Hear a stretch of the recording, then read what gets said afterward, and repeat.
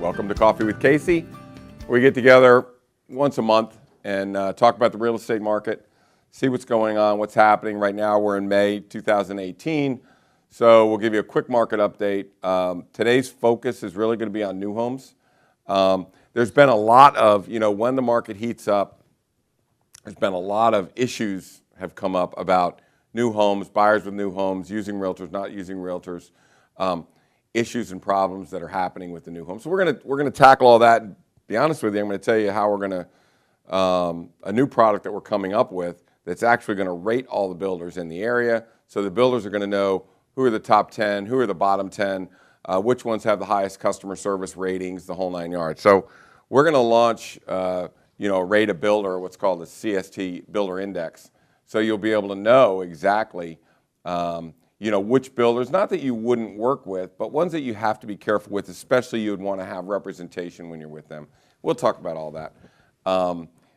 Later on in the show, I really have to disclose, I may be caught up in one of these Me Too things, may be disclosed soon. What? But, what happened was, so I get my shoulder redone, and these physical therapists, right, are, look. Do you want a lawyer before you start talking about this? First of all, no. I went through Parris Island, okay? I've been in 3rd Battalion, Parris Island, and I'm telling you, there's nothing tougher on 3rd Battalion, Parris Island, than this physical therapist, right? So she doesn't try and loosen me up. She will rip my arm out, right? So and it's a crowded room. I mean, there's a lot of people around. And I mean, she ripped my arm yesterday, and I went, "Darling!" out of nowhere. I screamed it at her. And the whole room stopped, and she went, "Darling?" I said, that's all I could think. I started her. She started. We're staring at each other like, "Uh-oh, I probably should have said that." Huh? And so, if she's wearing a Me Too button when I go back tomorrow, then I might have a problem. But I do want a full disclosure that here's the deal: that if you hit a pain threshold of 12 on me, you're getting a darling. And I was so glad that was the worst thing that came out of my mouth, because there were children in the room, and yeah. So anyways, full disclosure on that. Now I've gotten my side of the story. So anyways, how's the spring going? We were down 8% for the spring in the first quarter of this year. We've rebounded slightly. Now we're down about 4% versus 2017 and 2018. And that takes into account Fairfax County, Prince William County, Loudoun County, and Arlington County. So when you put all those together, some are down 2%, some are down 5 or 6%, but it's a function of a couple things. One, we do have rising interest rates. Number two, people do have 3.5% mortgages on their house, and they're not as apt to sell them as they were before. So we have a weird conundrum right now. We have a lack of inventory, but we have smart buyers, and smart buyers are not willing to pay more than a house is worth. Pam and I will get in situations like we just had with Greenbrier. So we have a house in Greenbrier, perfect house, great house. It's going to be $710,000 is what it's probably worth, maybe $715,000. So the strategy that we use is a bottom-up strategy, and we will place it in a threshold of the maximum amount of buyers. So we went under $700,000. We said $700,000. So because the condition was perfect and it showed well and we knew there was demand, and this is in Ashburn Farm, right? And Ashburn Farm is very healthy. In fact, Ashburn Farm and South Riding are probably the two healthiest markets right now in Northern Virginia. So we knew what we had, and we predicted 725 or 730, and she was very skeptical about all that. And we eventually got way over what we had projected. We can't talk about the price because it's still, we're still doing, finishing that up, and it's under contract. But we certainly got more than we thought we were going to get for it.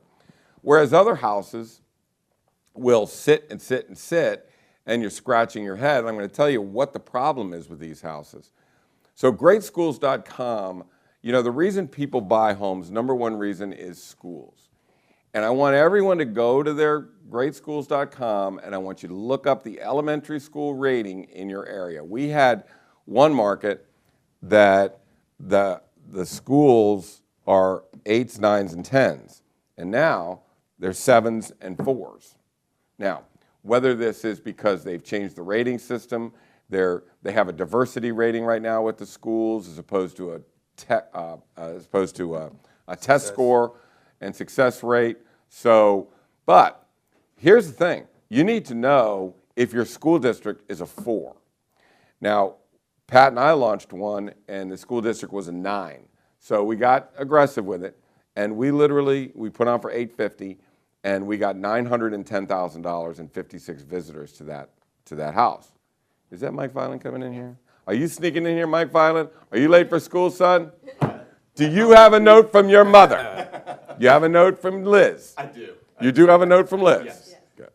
Pam, please check his note. Yeah, I will. Nothing I hate more than a lender coming in here on 2 wheels. Trying to get in here. I thought we were being here around 9:30 for 10 o'clock, so my apologies. That's okay. Baby, we go live at 9:30. We've already. Was his shoulder pain. You just missed And that. a Me Too story. You missed the Me Too story on how I'm going to get, be in the front page of the Post. He called me darling, that son of a gun. But anyways, stuff happens. So back to school districts. So one school district is a 9, and it went from a 7 to a 9. And so we knew that was going to get strong play, but it went from 850 to 910. Another one went on for 850 that is historically a good school district, but the school district went from an 8 to a 4, and we are hearing crickets on that. So if you don't think that school districts have everything to do with your house, in fact, Madison was ranked the number 3 school in the state. Right now it's ranked at number 6. And last week I actually heard a buyer say, oh, this is in Madison, I don't want to be in the Madison School District. There's a 6 now in grade schools. It's a 6 in gradeschools.com. So it went from the number 3 school in the state, a 10, to a 6. And somebody made that statement. Now, I'm looking into it, but all I'm saying, and I don't want to go public with this, and I know nobody watches this early in the morning, but I'm just telling you, for those 4 people that are watching this thing, you need to go and look and see what gradeschools.com says about your school, about your house, because that is going to affect the way we price housing, okay, and the way we price it. So with that, I'm going to hit a little bit about pricing, then we're going to go right to new homes. So I was invited to a house yesterday, and there's only one person, one group that we cannot help. We cannot help a seller whose expectations have been set so high. So we went to a house yesterday that originally went off listed at $2.2 million, and now it's down to $1.7 million. It's worth $1.3 million. Now, you can't help a person, you can't talk to them, you can't try and advise them, you can't try and be rational with anybody when their site was set on 2.2 and they're really a 1.3. And I mean, the 1.45 that sold down the road, we sold it.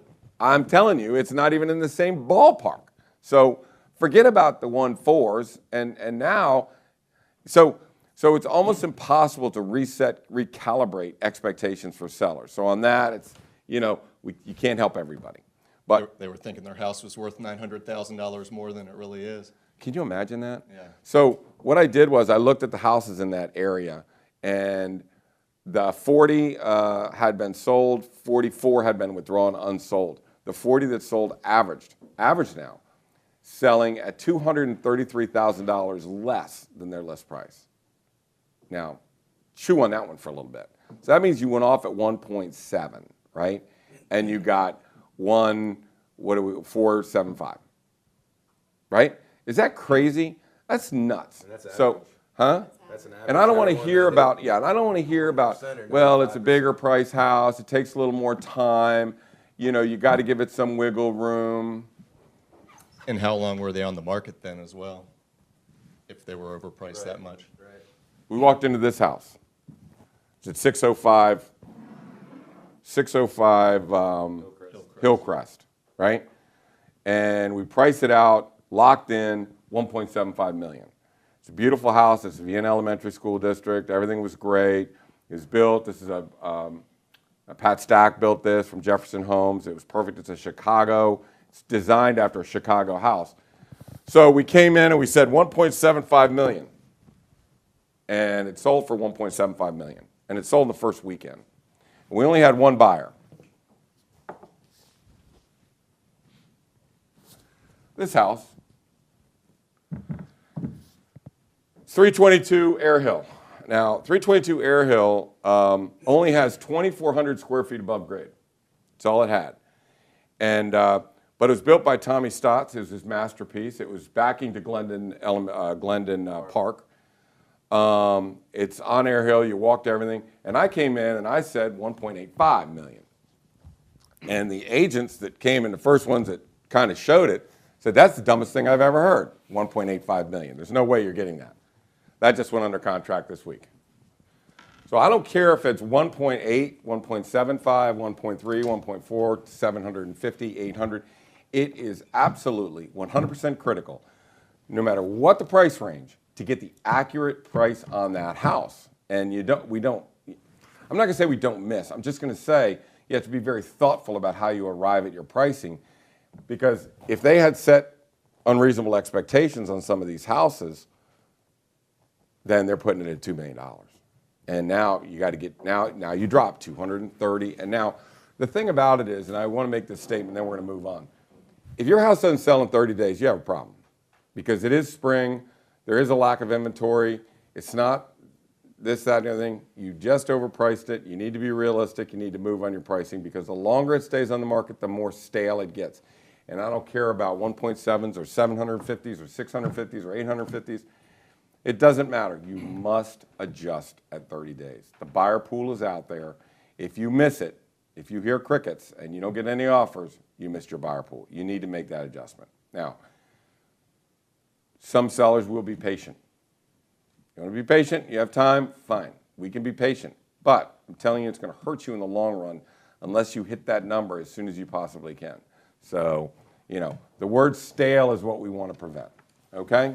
Is that it on pricing? We have anything else? The only thing I would say is, sorry, Mike, but after 2 weeks, 15 days, if you're starting to hear crickets, it's time to think about that. At 30 days, you shouldn't start thinking about that. Well, you make the move at 30 days. I think 21 days out, you're thinking. Start, well, here's and go ahead. recalculating as well. I think when somebody sees a property that's been on the market for many months, when there's not very much inventory, they start to think Claws come out. I wonder what's wrong with this house. Right, exactly. There's something wrong with it, or your claws come out and say, you know what, I'm all alone out here. I'm going to go ahead and make a move, and I'm going to make a deep cut. So there's nothing worse than, again, I tell the story, these guys are sick of it, about the person who walks in with 115 items on his home inspection report.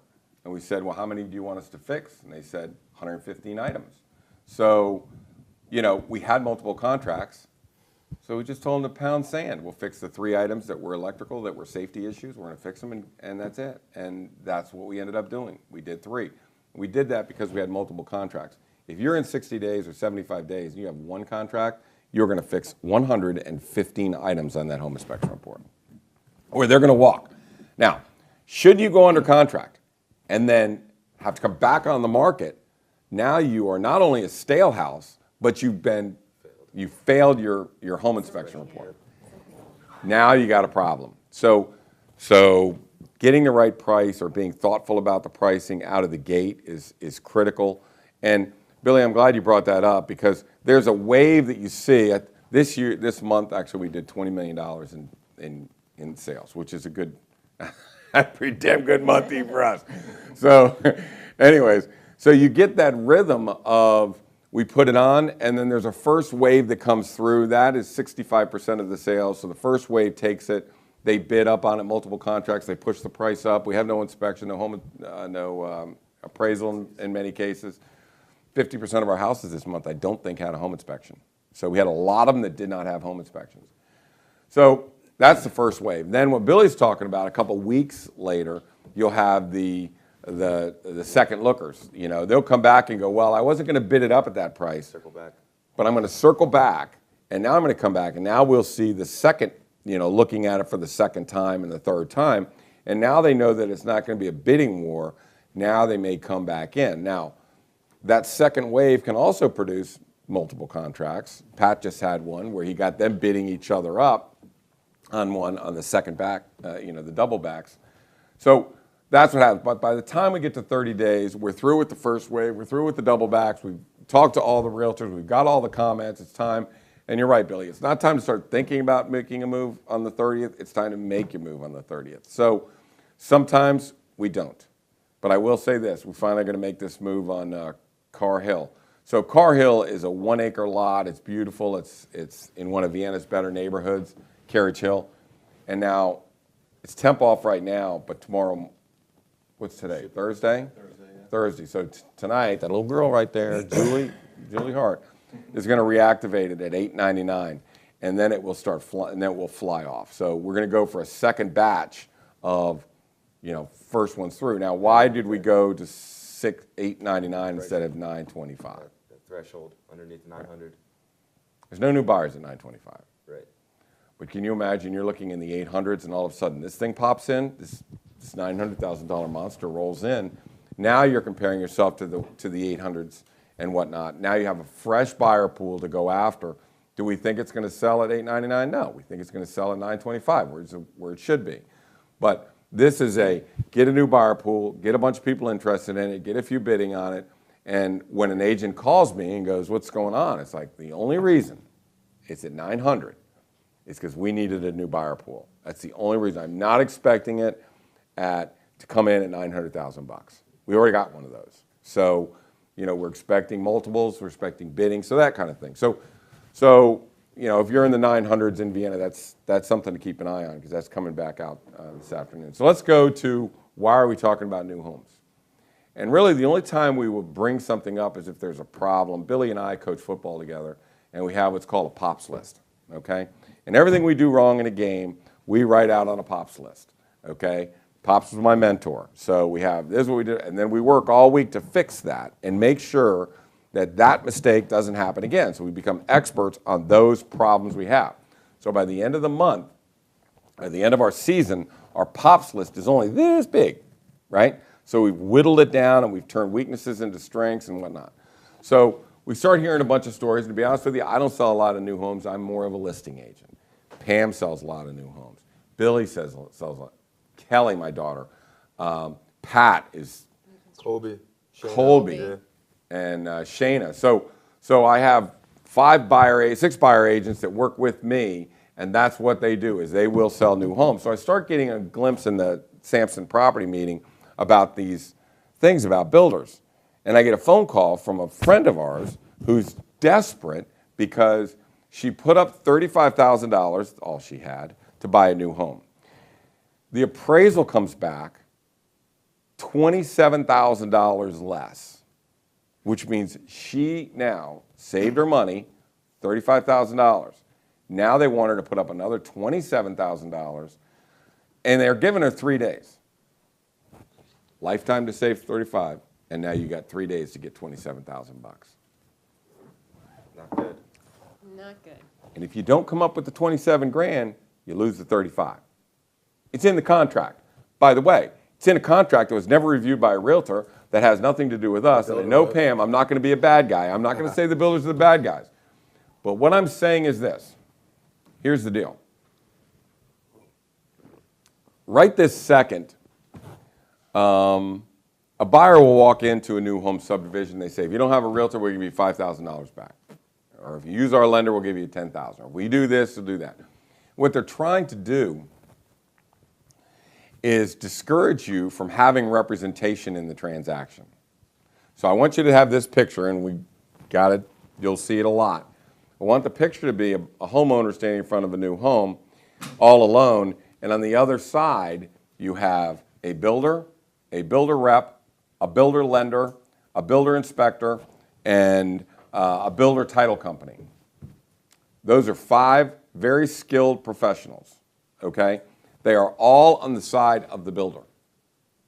And this homeowner was enticed to not go out, and the way this equation should look is you should have the home buyer, you should have their agent, you should have their lender, you should have their title insurance company, you should have their inspector. You have all the professionals behind you, not behind the builder. So let's start with Mike first, and let's talk about use my lender and you save this kind of money. So, Mike, I know $5,000 sounds like a lot of money, but if I'm doing an $800,000 loan and you move me from 8.25 to 8.5. Yeah, a 1/4% in interest rate can get you 1 point, typically. So, if it's an $800,000 loan, that's $8,000 right there. So that So on the can certainly lending- offset the credits. On the lending side of it, just on the lending side of it, and this is why you have your own lender, you have your own professionals in there. Pam and Billy and all these guys deal with lenders every day, and Mike is our team lender because he knows that he needs to make sure that we have good rates and good terms. And the reason why we selected Mike and have Mike in here, we've had a relationship for a while, but another guy I know came over here, and he's now with First Heritage. And I said, what are you doing with First Heritage? I mean, you were with whatever, Prosperity or something. He goes, there's no way we can beat the rates at First Heritage. So I came over here. So the people are going from other lenders to First Heritage because their underwriting and their rates are good. And so every time we've sent somebody to Mike, he's got the deal, which means he has to compete with other people. So that's why, we use Mike on a lot of these deals. But what I want to point out is that 1/4 point could cost you $8,000. Now, does a buyer know that? Buyer got paid $5,000 to not be represented. Right. Use their lender. So, And if nothing else, talking to somebody that's on your realtor's team that you have faith in, that is honest, even if it's a deal that I couldn't beat, I could at least verify and say, hey, this is a great deal that you're getting here. right. And not only that, Mike, but you have, hi. Come on in. Are you telling me I have a studio audience? We got a studio audience. Well, come on in and sit down. And what's your name, young lady? Laura. Now, listen, you're going to have the urge to do a lot of clapping. I'm going to ask you just keep it down a little bit, okay? Because you're going to want to clap a lot and laughing. But anyways, where the hell was I? We were talking about offsetting, a Rates. $5,000 credit with interest rate. Okay. So in all the title insurance and all the mortgages and all the lending and all of this and all the credits and all the, upgrades, just in that one little piece, they get back that $5,000 by making $8,000, okay? So when you're dealing with a lot of first-time buyers, okay, how many times do you run into it where they purchased a home for, let's just throw normal numbers out, let's just say $800,000. How many times does your appraisal come in not at $800,000?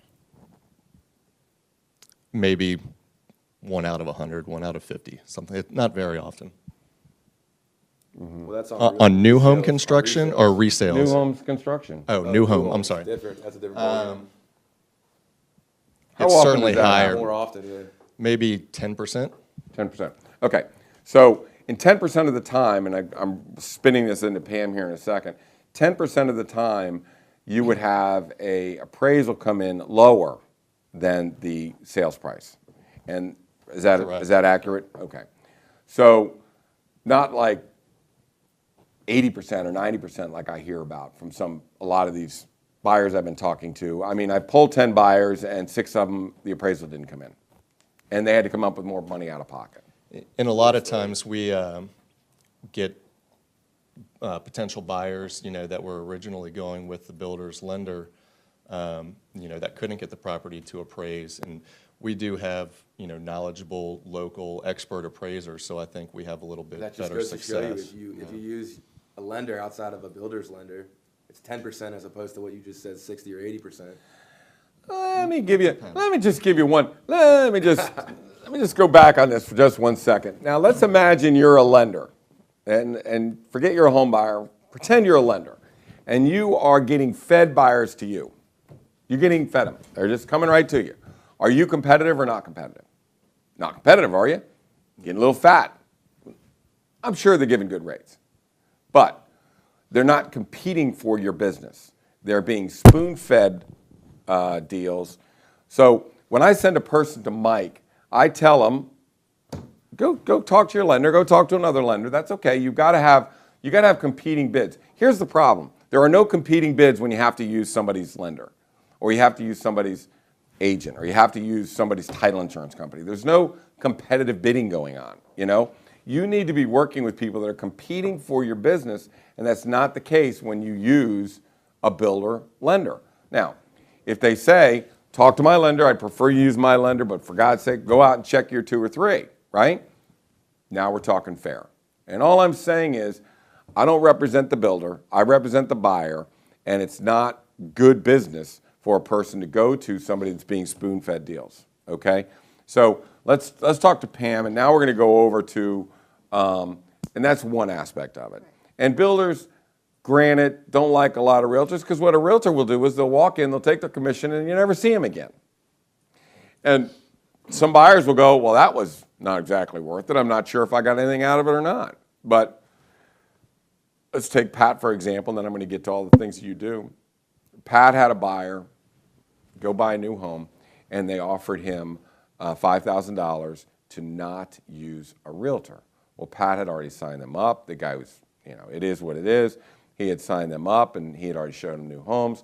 So they rejected the offer from the builder. They brought Pat in, and you're doing the loan. Oh, no, I think they're all cash. And they came in with Pat. Pat got him a $17,000 discount. So just so we're all clear on this, I will give you $10,000 not to use a realtor. Well, it could be $17,000 they would give you. That could have been the discount. So you don't know that. So you would have got $17,000 with a realtor. You would have, if you were getting a financing, you could save $3,000, $5,000, $8,000 if you're using your own lender. See what I'm talking about? About how a buyer needs to have his group of professionals represent him. This is a big transaction. New homes are more complicated than resales because there's all sorts of upgrades you have to do, and that's what we'll go ahead and start with Pam on. So let's walk through the process. Yeah, so what I wanted to start with is just going out the initial first time. When you decide that you want to consider new construction rather than resale, and you start going to new home construction, they want you to register immediately. And it's always important to register who you're working with, because that could come into a factor later where they'll say, oh, now you're bringing someone in and there's an issue. So it's always good to go, and if you're working with a realtor or one of us, please bring their business card. It makes it much easier, because otherwise they take your contact information and they're going to start emailing you and trying to reach you directly with, on top, going over the agent. So just make sure you're represented in that process. Each builder's different. The biggest thing is they'll say, oh, we're giving $10,000 here, we're giving this, we're giving that. Well, that looks beautiful, but you really have to get into the details of what they're offering. You need to know who it's associated with. If it's a $10,000 credit, is it towards features? Is it towards lender? Is it towards title? It's all different, ways to work their magic. So you really need someone there to help you understand exactly what you're getting. You also go through these beautiful models, and they have every upgrade in them possible. So you think you're getting that when you walk into those models, and you're not. You're getting some of it, and that has to be outlined as well when you're there with your representative. It's all right to go and look, but bring us back to the ones that are the most important to you, and find out which is the best deal. I mean, the builders do have, there's a lot of... Use the word. Use the word used with me. Monopoly. Yeah, they have a monopoly. They have people waiting in line to write a contract. So they're going to tell, first words out of their mouth is, we don't negotiate. Well, that's not true. There's ways to negotiate, and we will be able to help you do that. As far as, getting your pricing down, the best thing to do, and where we come with appraisal issues, is going to that design center to pick out those incentives. That's where you hop over the appraisal issue. And a lot of builders will say, well, we can't give you pricing on that. Well, that's not true either. You can tell them, it can't be exact, but you can say, I want hardwoods on all the main level. Give me a price on hardwoods. 6-inch hardwood, whatever it is, stainless steel appliances. I want a budget to be able to work on before I commit to your base price. So that's what we're there for as well, to make sure that you know exactly what, or not exactly, but very close to what you're going to end up with, and to make sure that the ones that the builders have been writing, you're comparable to. You're not going to be $40,000 over the last one they just sold or wrote, because you will, in that contract, which is a boilerplate builder contract, they say you will pay anything over appraised value. So you just have to, you need someone there to represent you. And then when we go into, Well, let's stop on that for a second. We'll come back to the rest. Yeah. But right now, let's talk about the design center kind of stuff, Right, okay? right. So this is where things can go haywire if we're not Right, careful. right. I want. Right. Well, you know, so let's take the example of the person overshot it by $27,000. Well, yeah, they got $40,000 more upgrades Right. than they were probably Right. supposed to. And they have to know going forward that the house is not going to appraise if you put this Right, kind of stuff right. in. And two things. One, it's not going to appraise. And two, that's really not going to be good for resale. In other words, nobody wants that in their resale properties. Right. It may cost you $5,000, but it adds nothing to your resale value. So they have to compare when they're doing upgrades. We do this every day with sellers. Do I do this or that? Well, if you're not going to get your money back, don't do it. Right. But if something you put in $10 and get back $100, then we're going to do that. So I just want the design center is where another Right. real huge pitfall. and, could and be. the rep will tell you, oh, everybody spends about $30,000 in the design center. Well, what that goes to, who knows, just to keep you like on track. But to me, I try to tell my clients, structure is more important. If you're going to put money, do the structural part. You can change carpet, you can change flooring, you can change backsplash. There's things you can change. But structurally, you're talking about a lot of money if Yeah. you're going to change things. So if you need something structurally, that's where you go to start with. Right. And going back, I wanted to go back real quickly to the lender. So they're going to say X amount of dollars is through their lender. Well, one thing they don't tell you is that most of the time you have to pre-qualify through their lender, which is fine because then you know that lender's rates. But if they cannot compare to somebody else, they're supposed to give you that incentive and let you go to the lender of your choice because they can't compete with that lender. So they need to, a lot of times they don't give you that option. So you need to know that as well, that you don't necessarily have to use their lender if they cannot give you the program or the rate that you can get somewhere else. Right. So again, now you've got other layers of this Right. transaction Right. coming through where they say you can't do this when in fact you can do that. Right. They say, well, we can do that. Right. We can rate it. We can change. We can Right. go to this title. So, and I know there's incentives in there, and to the lay person, and again, you only buy a new home once every Right. 20 years, so Right. it's not as if you're a professional at it.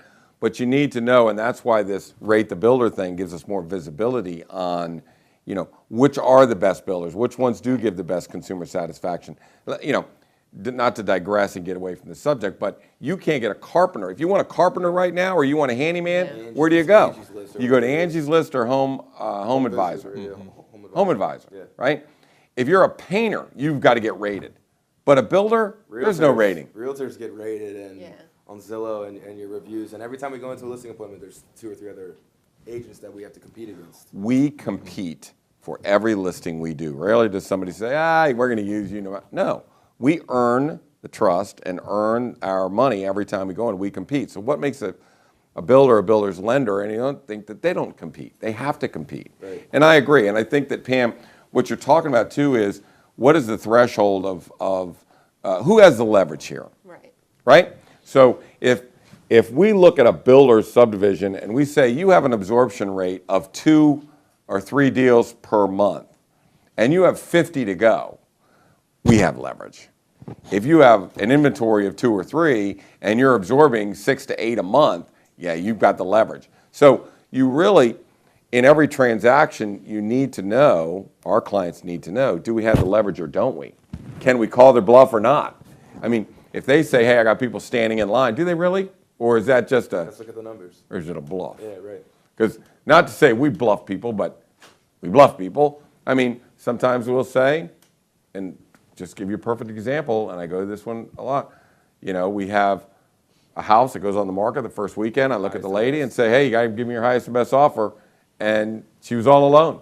There was no other offer, but she bumped her offer $42,000. But I was working for the seller, not the buyer. So you know, you don't want to have an amateur go up against a professional, especially when there's multiple professionals, because you're going to lose. And it's your biggest purchase. Yeah. You're gonna Right, make. I mean, right. It's Right. typically your first big purchase you're making, maybe besides a Right. car.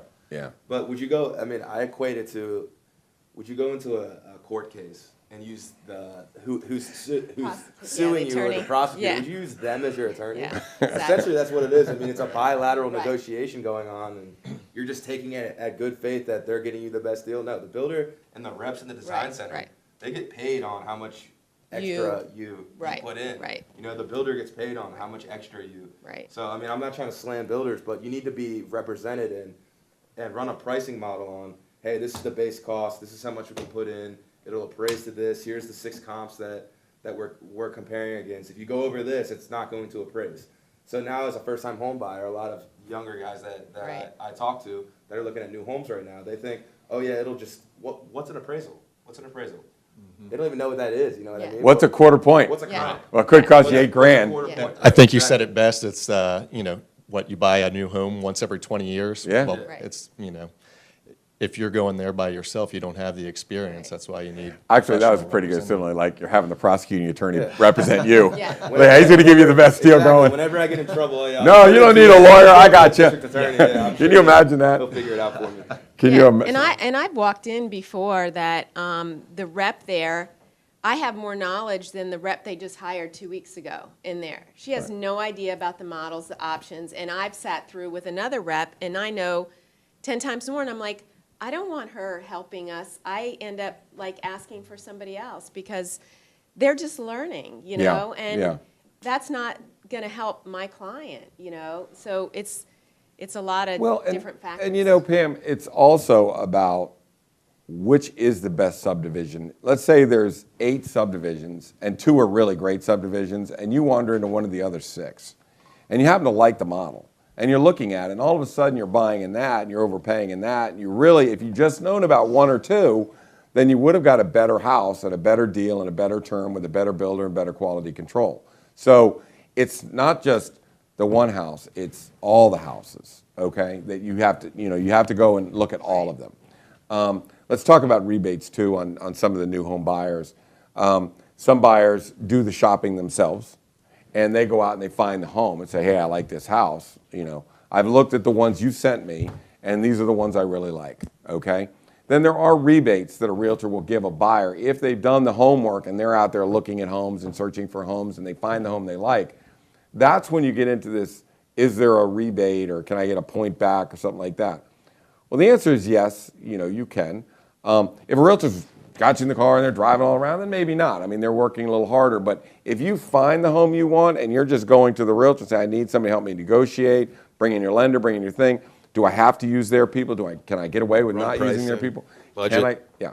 So, sometimes you just need our expertise in the contract negotiations and the upgrades and the lending and the settlement and all the rest of that stuff. At that point, maybe it's not the go out and search for all the homes. Maybe you found the one you want. You just need somebody to help you negotiate. So that's when you get in the kind of rebate stuff behind. Let's talk about other things, Pam, when you're going through this builder process, other touch points that a realtor has. What I want to get into is, we've got you into a lender, we've got competitive bids, we've at least brought your price down a quarter point or an eighth of a point or something. So we've made that $8,000 back and we've got that in the bin. Now, we've guided them on their design. Now let's talk about the inspection portion of this, okay? So we do an inspection on every resale that we have, and you need to do an inspection on the new homes as well. And you think, well, Fairfax County's checked on it, that's fine. That's not an inspection. It's never been lived in. How do you know No. if it's fine? How do you know if the HVAC is working or? Yeah. We work with the best builders in Vienna, and I can tell you that the punch list on a new home in Vienna is about 45 items. And that is working with the best builders, okay? I'd hate to see what happens if you work with some of the not best builders. One in Arlington that we sold last year. Right. So, when they walk in, how many items were on that list? Yeah, a lot. Lot. Yeah. A lot. And it's startling how many people. So do you inspect a new home? The answer is Absolutely. Yes, you So do. at what Even points more do you than a go resale. for your inspections? So I start with, first of all, writing the contract, then we do a pre-construction meeting, we do a pre-drywall meeting, then we do the 1 week before the settlement, and then we do the final one right before settlement. So the pre-drywall is the most important to have a home inspector, because you want to see behind the walls. I mean, we're looking for fire issues, that they've sealed everything properly, because as soon as the walls are closed up, there's no option. I mean, there's metal plates that have to be over the piping, so no one ever nails into piping, because it's all PVC piping. I've had truss issues, and a lot of it is based on the foreman that you have. The foreman is the one that keeps their spec people in line to get things Right. done. But the county, they come and make sure, okay, your sump pump's hooked up, the plumbing's hooked up. They don't check trusses. I've had truss issues where broken trusses. If your initial pre-drywall is in pretty good shape, the next part is okay if you don't want to do one at the final. But if you have major issues during that pre-drywall, I suggest to have them come back. And most home inspectors will give you a discount on doing both ends. So you just have to try to work with a home inspector Right. that will do that. Because I've had truss issues before, and they were still there at the final walkthrough. Yeah. And they said, oh, yeah, the builder said we repaired them. No, they didn't. And let's talk about, let me just stop you at the truss, Yeah. okay? We sold a Renaissance home. It was $2.15 million, and it had 5 trusses that were broken. They needed structural engineers. They needed all these repairs done, and it cost like $25,000. And the guy's looking at me like, it's only a 5-year-old house. Yeah. Did you get this inspected prior to? No. Okay, well, you would have found out the $25,000 problem. It's kind of like buying a house without title insurance. Whatever. We don't need it. Really?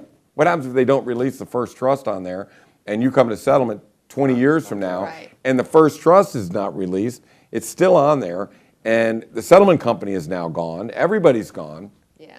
Now what are you going to do? You don't have home insurance. That's $150,000, $200,000 Right. first trust on there. How are Yeah. you going to get it off?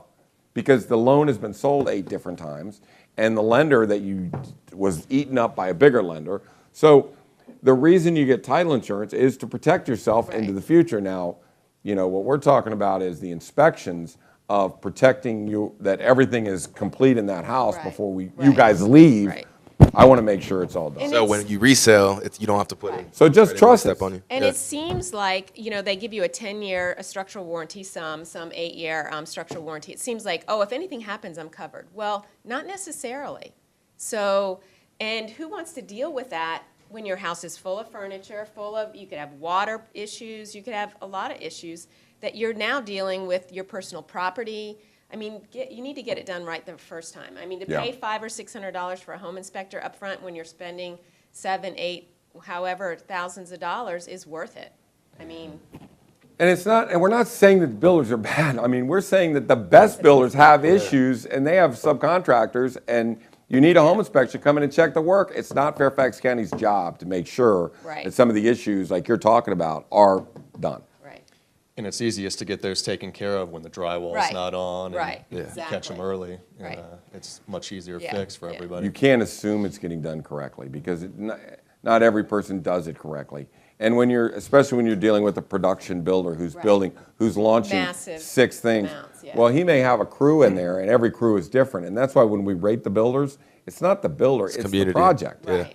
It's in this price range, in the $500 to $700 price range of Willow Creek, is it, Willowsford, then what is this builder in this subdivision? Okay, there are 5 rated. We're rating them 1 to 5. Okay, there are 5. That's fine.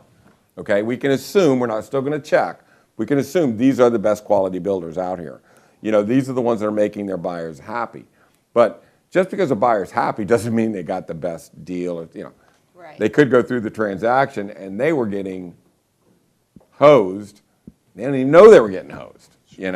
So, all right. So we've got through the inspection process, when we do it, how we do it. And again, that's why I think some people resent some realtors, because a realtor will come in, first thing, sit down. Once the contract's done, they're done. The Right. buyer is floundering out there. And to be honest with you, what we're going to do is we're going to start certifying our agents that they have to have classes on what are the 7 touch points you must have with a new home salesperson. You know, when you come to this is when the inspection. In other words, it's a pre-designated new home agent. This is what we do, okay? And this is where you earn your money. And this is where you get the best deals at your lender or your title insurance company. And let's just bang on the title insurance while we're here. So the deed and how they represent the deed and how they transfer the deed to you is also important, whether it's a special warranty or a general warranty, or how they transfer deed from builder to buyer needs to be looked at as well. And that's where your title insurance company comes in. They insure the title and they have to look at that as well. But so, you know, when you're dealing with your new homes, and again, I think it's got to be, and again, you know, with you and Pat and Billy and everybody has so much experience with this, I think that, you know, even and the thing about Samson Properties, let me talk for a second about Samson Properties. The good thing about Samson Properties is that if one group has a best practices, as Pat would call it, this is the best practices of how we do this. Now, we have no problem sharing that with the rest of the company. This is how you do open houses. This is how you price homes. Donnie is continually educating people on how you do this and how you do that. And Leslie has tapes on Samson University of this is how you do everything. So when you're using, whether it's a Casey Samson team agent or a Samson Property team agent, you want to look for, is this a certified new homes? What do you do? What are the 10 things you do for me when you go in and buy a new home? It's not just call a realtor and have them walk in there. What are your 10 touch points that you do? And by the way, how much experience do you have? And to be honest with you, if I'm looking at a new home in Arlington, I may not be using Pam. She may not be the perfect person. But if I'm looking in Chantilly or out in this direction with these builders, that's who a professional is. So, you know, Pat may be an expert in Falls Church. He may be an expert out in, what do you call it, Willow Glen? Is that what it is? Willisford. See, I don't even know about Willisford. So you don't come to me, you know. I would make sure that you are working with the new homes agent, the certified new homes agent in that area. So armed with who are the best, who are the worst. And to be honest with you, it really just irks me that, you know, some of these things they can get away with and nobody knows about it. I mean, we're sitting here with professional realtors and they're telling stories and my jaw is on the floor going, are you kidding me? So anyways, in my past life, I've worked a lot with databases, SQL servers. In fact, in 1984 or 1994, I came up with this thing, which lenders love. Oh, yeah.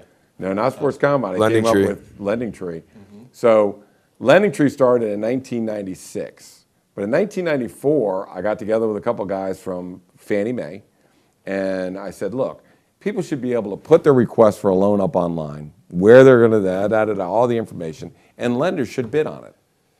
And the lenders lost their mind, okay? They lost their mind. In fact, in 94, the lenders weren't even online yet. We'd literally have to go and say, here's your thing, we're gonna load you up, this is called the internet. They were not on the internet, right? And I'm trying to tell them, no. The buyers are gonna put their loans up there and you're gonna have to bid on them. And they're like, first of all, I'm gonna knock your teeth out, you know, because you're gonna make me bid on things. And second of all, what is the internet? Now, 1994, you can check back. Paper applications and fax machines and right. everything. Yeah. So these databases that I've done are like 100 times more complicated than, hey guys, let's rate the builders, let's sort them and stack them and give them by the communities and give me the 5s and the 4s and give me the top 10s. You know, it's like, this is like a level 1 compared to what we've done in the past. So anyways, we'll get that. We're interviewing IT guys and SQL Server database guys now, and we'll have that up probably within the next 3 or 4 weeks. But anyways, it galls me that a painter's got to get rated, and yet a builder could sell you a $800,000 house. Your biggest purchase. He could screw you all over, and nobody's going to know about it. And it's too late because you had to sign that contract because you wanted that extra $5,000, right? Yeah. And now you're stuck. I just want everybody to go Now away you're with on the the hook. visual.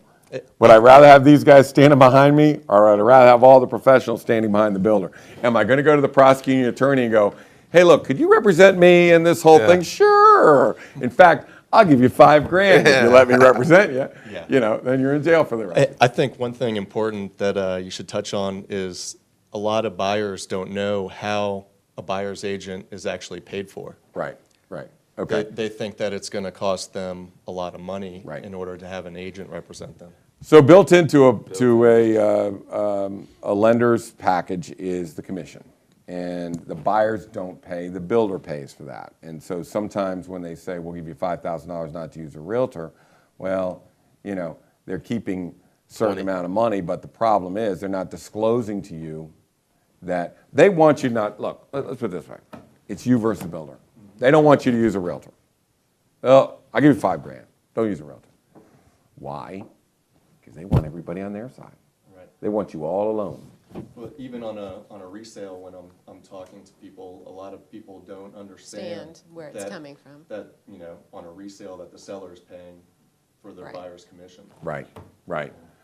They're concerned with how am I going to afford this down payment or those things, and they don't even know that they you know, don't have to pay to be represented. It is so funny that it is, you assume, what time is it? 25. Did you just give me that? Did you say wrap it up? Yo, wrap it up, B. I don't have a time. I don't have a time for a quick story. Why you son? Julie, you're fired. No, I'll keep her. Huh? I'll keep her. You can come with me. The best.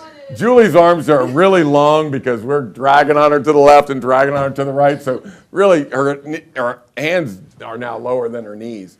But anyways, I'm going to tell the story. I don't care if you told me to wrap it up or not, because I got nowhere to be until 11 o'clock. Now, what was I going to say? Oh, commissions. You assume things. Real quick story. Football coach, O'Connell High School. We're playing DeMatha. It's a big game. I'm yelling at the linebacker. I know what their thing is, situation. They're going to throw it out to the flats at the tight end. Watch the flat, I yell to the linebacker.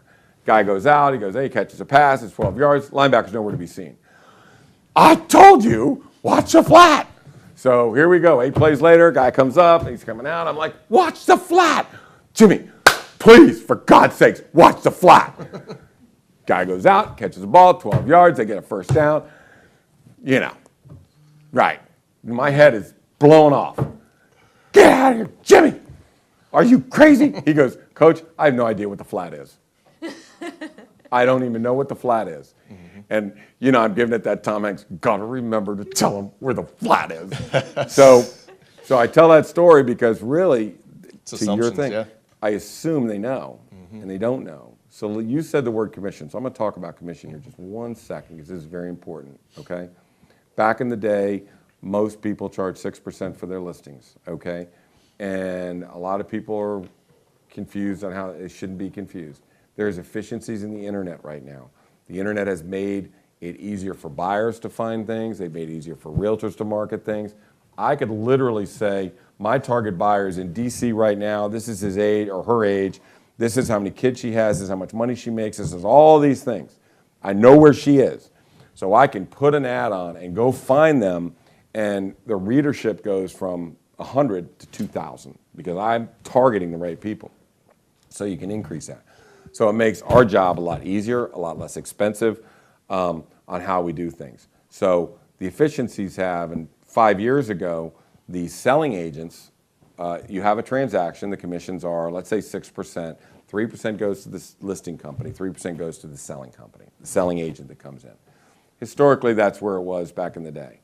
So because of the efficiencies and buyers coming directly in, and just like I said, the sellers or the agents don't have to drive them all around. They're looking on the internet. They're telling them what they want to go see.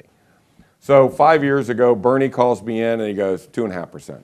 I said, what are you talking about, 2.5%? I give away 3%. No, 2.5%, trust me on this.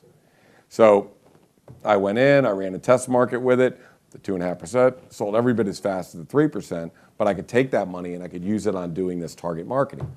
So actually those houses sold faster. So, and I credit Bernie to that because I was one of those dig in at 3% guys. When Danny came to me and said, I want to do 4.5% full service listings, I said, that's fine, you can do it, but you're not putting my name on that son of a gun. Because I'm not going to go out at 4.5% because at that time, it was just like me starting Computer Loan Network in 1994. You're crazy. That's the dumbest thing I've ever heard of.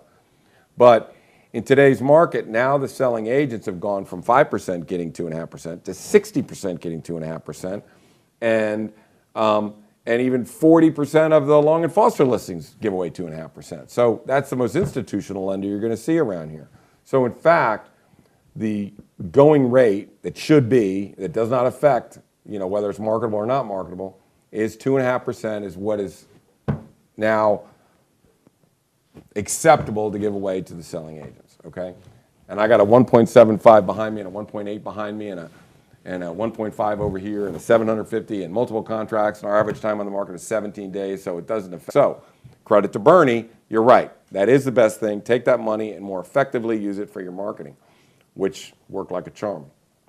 On the listing side, so you have a selling side, which is 2.5%, and then a listing side. Well, some people still have to charge 3% because they have to take that 3% and give a portion to their broker and a portion to the agents, to themselves.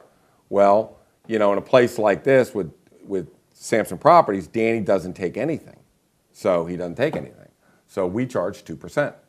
So 2% for the listing, and this for the, so we don't have to cut Danny in on anything, so that's what it is. So it's a 4.5% total, but that's not cut rate service, and even in my own company, they look at me and at 6%, somebody charges 6%, goes, well, you got apples and you got oranges. I guess I'm the orange, but because we charge 4.5 instead of 6, but the bottom line is the efficiencies in the market. And if you look at Julie's stuff that she puts online, and the way she represents houses and the way she markets to people, that is so far superior to any technology I've seen on any other real estate group when they're talking about going out and marketing a home for sale.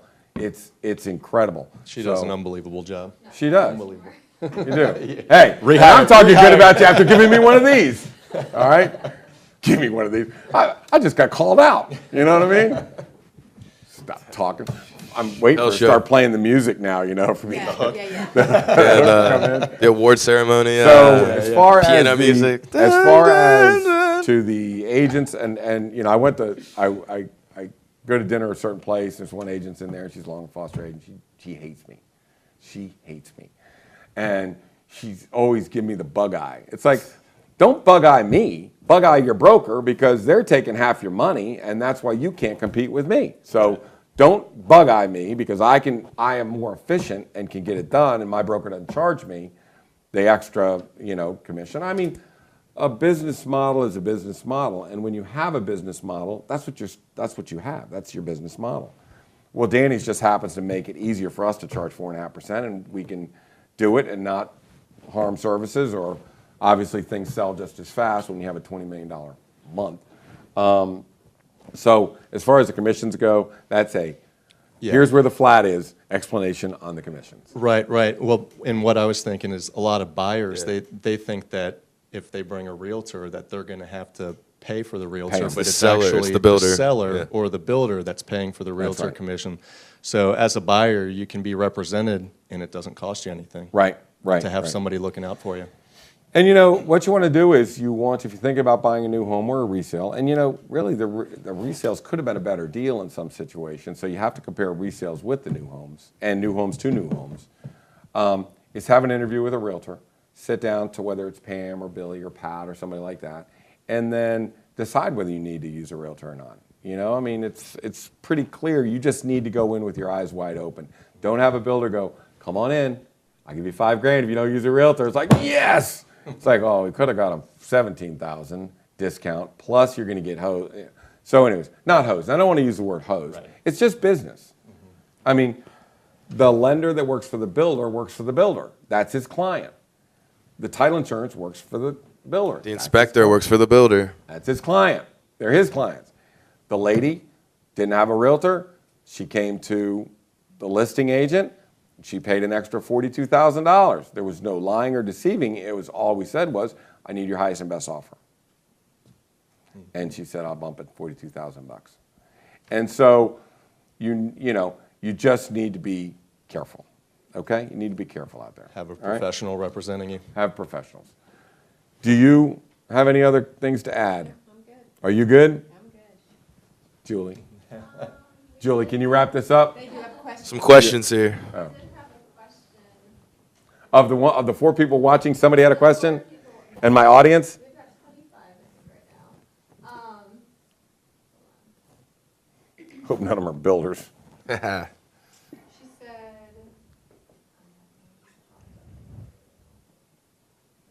Hey, Julie, let's go.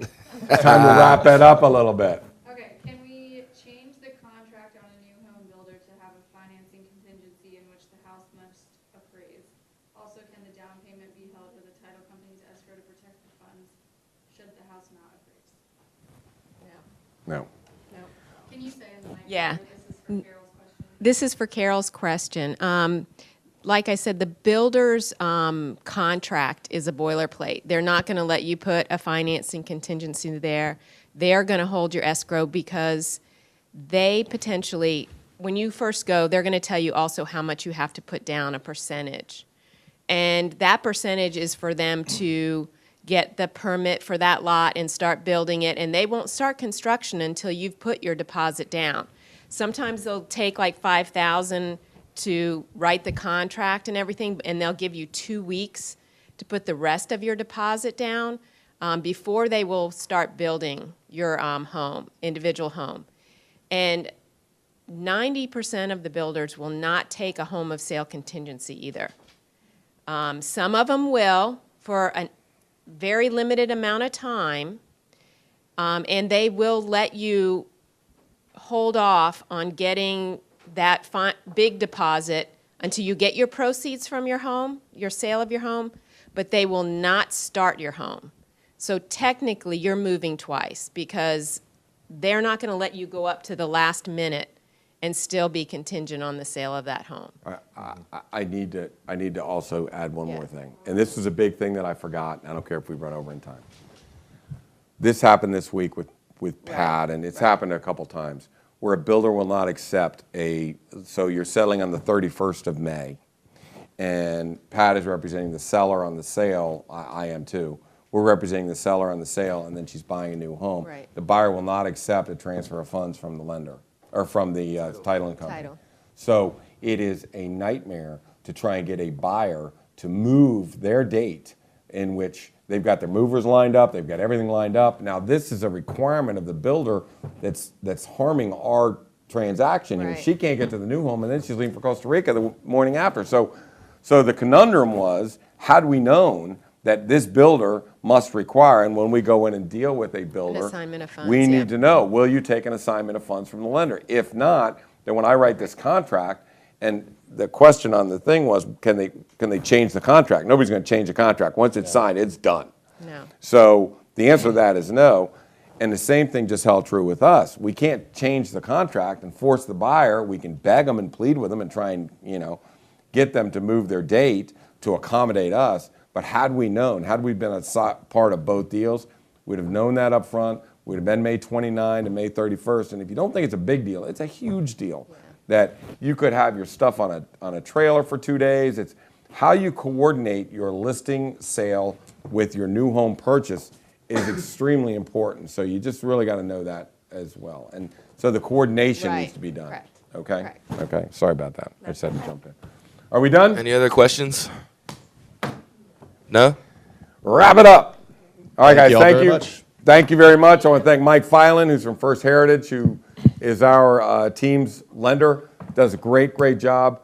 Pam Mooney, and she works for Shana, and she has been in this business for 15 years and does just a wonderful job. Whether it's she's like a pit bull. I don't cross her. Whatever Pam wants, I just smile and say okay, because she's tough. She's tough on sellers and buyers, and that's just, she represents people with a passion. Billy Sampson is one of our star agents here at Sampson as well. He's the one that just was a part of the sale of this home for 1.5 and the 1.8 behind me over my shoulder. So and he is of that age where a lot of his age group is looking to make their first buy, whether it's a resale or a new home. So you want to touch base with Billy. My name is Casey Sampson. I run the Casey Sampson team here at Samson Properties, and I promise you, I will have a rate the builder or a builder index within the next 30 days. You'll know who the top 10 builders are and who the worst builders are. And then Home Advisor will buy it from you. Nah, it's not for sale. It's for my clients only. All right, guys, thank you for joining us. We'll see you next month on Coffee with Casey.